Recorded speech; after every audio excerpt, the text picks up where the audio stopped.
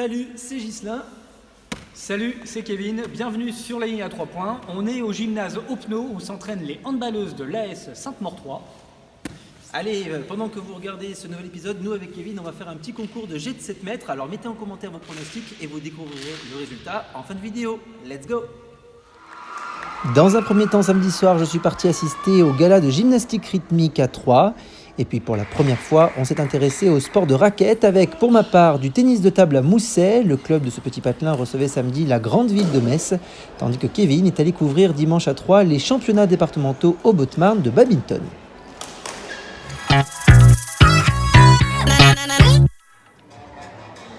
Direction la salle Omnisport de Troyes pour un gala de danse GRS. Et non, ce n'est pas la nouvelle danse de la gauche républicaine socialiste, le parti politique créé en 2019.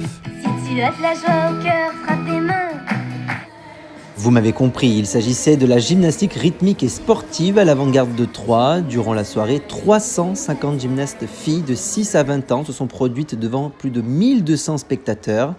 Elles sont passées par les 5 objets incontournables de la discipline: cerceau, ruban, ballon, massue et corde. On a demandé à Victoria et à Mélinda quel était, selon elles, le matériel le plus simple et le plus difficile à manier. Et ce que l'on peut constater, c'est que la plus petite n'a pas le même avis que la plus grande. Alors le plus difficile quand même c'est le cerceau. Pour les sourires c'est le mouvement. Et le plus facile c'est le ruban. Pourquoi ? Avec, on fait que des ronds ou des lancers avec le ruban, donc moi je trouve ça facile. D'accord, ces 5 objets, lequel est le plus difficile pour vous ? Alors, pour moi, je dirais le ruban, parce que ça s'en mêle énormément, mais je trouve également que c'est le plus joli à manipuler. Quand c'est très bien manipulé, je trouve que c'est le plus joli à pratiquer, et à regarder, et à admirer. Donc, je pense que le ruban, c'est quand même assez complexe. D'accord. Et le ballon, finalement, je disais, il y a certains footballeurs qui pourraient vous envier quand même. Ça a beau être assez simple vu de l'extérieur, il y a énormément de pratique, de répétition, de rigueur, de souplesse. Et puis on n'est pas toute seule, même si vous avez dû voir 2 individuels en première partie, c'est surtout quelque chose de groupé. C'est aussi être en même temps, au même moment, il y a de la synchronisation, il faut vraiment...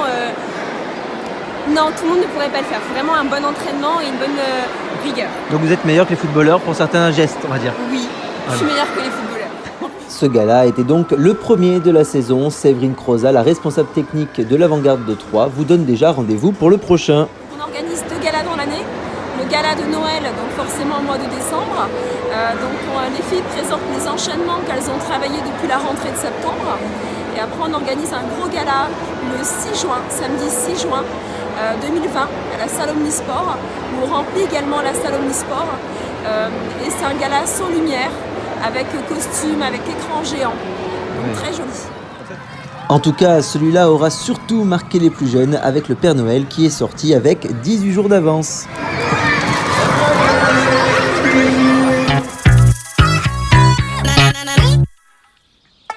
Un peu plus tôt dans l'après-midi, je me suis rendu dans le petit village de Mousset. Dans ce petit patelin paumé de 600 habitants, il y avait... un terrain de tennis, un terrain de basket. Non, même pas Camini, mais dans ce vieil entrepôt agricole, dans la salle François, se pratique le week-end la plus grosse animation de la commune, le ping-pong. Bon, pour faire plus classe, on va dire le tennis de table. Depuis 3 ans, 10% de la population du village se réunissent pour venir supporter le CS Mousset. Ce jour-là, le club recevait les joueurs de Metz. On a évidemment tout de suite demandé ce que ça faisait de jouer ici, à ces gens de la ville.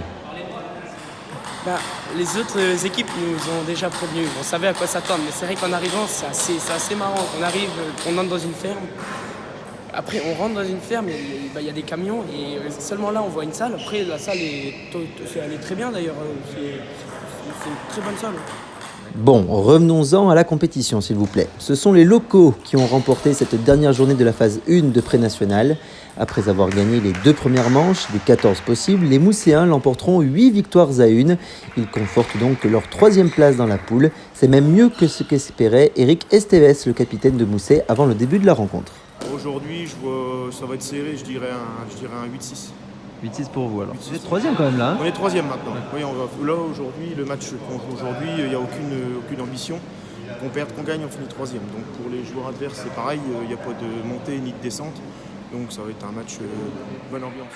Et j'aimerais juste conclure que dans ce sport, on n'entend pas à chaque fois des cris de malade comme au tennis, sinon voilà ce que ça donnerait. Là pour un service.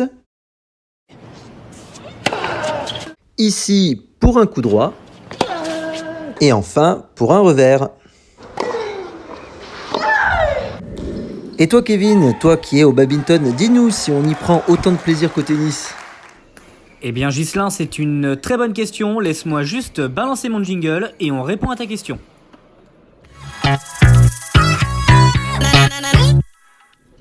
Ce dimanche, j'étais à Rosières au COSEC 3 pour le championnat départemental Haut-Haute-Marne de badminton où 9 clubs étaient représentés.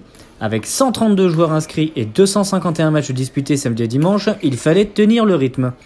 Comme on peut le voir, ou plutôt l'entendre sur ces images, ce sport est plutôt silencieux comparé au tennis. Et comme c'est bientôt Noël, j'ai pu voir les cadeaux et c'est tout en bière que les vainqueurs repartiront avec des bières, de la terrine à la bière et de la gelée à la bière. À la vôtre. Kevin, attends, je suis en ce moment au salon de la voyance à Pont-Sainte-Marie et j'ai testé la boule de cristal. Alors laisse-moi voir qui va gagner. Je dirais un joueur de Chaumont et une joueuse de Troyes. Eh bien écoute Ghislain, je ne sais pas si tu as des dons de clairvoyance, mais en tout cas tu as la moitié de la bonne réponse, puisqu'il s'agit de Mickaël Marcambeau du club de Troyes qui remporte le tournoi du côté des hommes. Et chez les femmes, c'est Amélie Bierins qui remporte ce championnat, une victoire 100% troyenne ce week-end.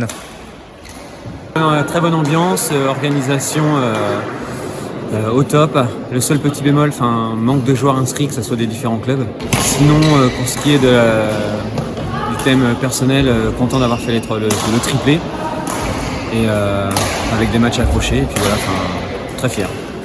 Du coup, je suis contente d'avoir gagné, sachant que je ne devais pas jouer normalement. Et du coup, c'est toujours super bien de gagner ici parce qu'en plus, c'est là où je joue d'habitude.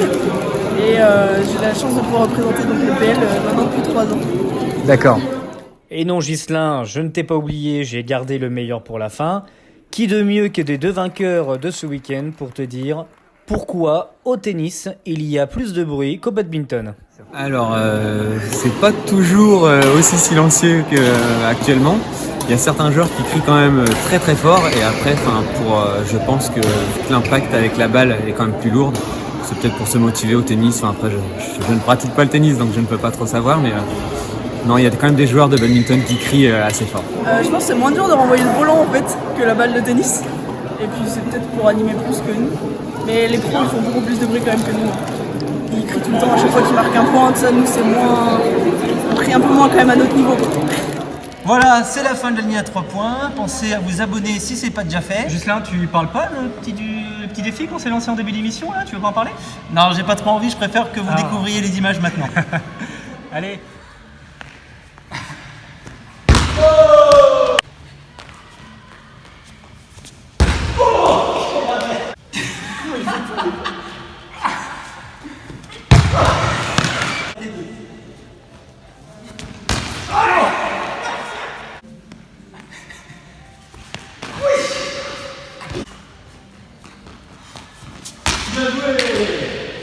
Bon bah bravo Kevin, hein. Allez, À la prochaine. à la prochaine.